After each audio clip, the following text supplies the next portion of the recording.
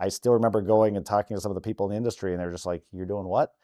You can't run one shirt profitably and be competitive." Kirk and I sat and we had lots of discussions on this. Like, are we crazy? What are we doing? It was a full build it and they will come and cross your fingers. I mean, we both invested everything we had, life savings, everything on this whole idea of on demand.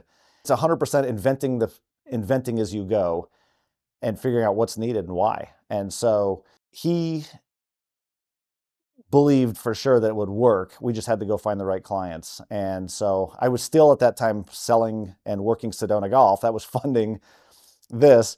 So we were still selling golf bags and everything else, trying to figure this out. Just kind of the tail wagging the dog. I met at an event where Sedona Golf was sponsoring. I met one of the high up sales guys at Corona Beer.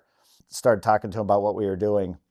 He's like, so wait, let me understand. You can produce this on demand and I don't have to have inventory. And at that time, there were about 100 licensees of Corona Beer.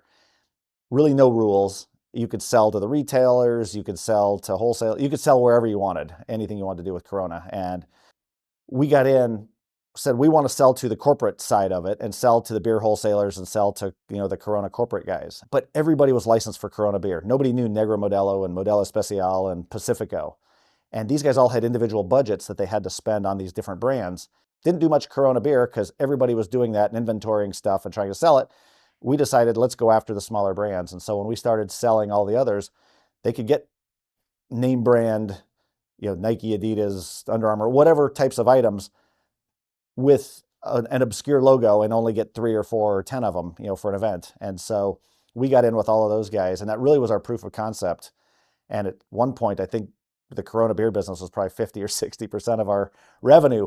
It started there, it funded us, and then it allowed us to go out, and use the name and just say, hey, these guys are doing it, it's working. And they really believed in us, and that helped. And it proved to us that it actually worked. We just had to find the right clients for it to work for, because it's not for everybody.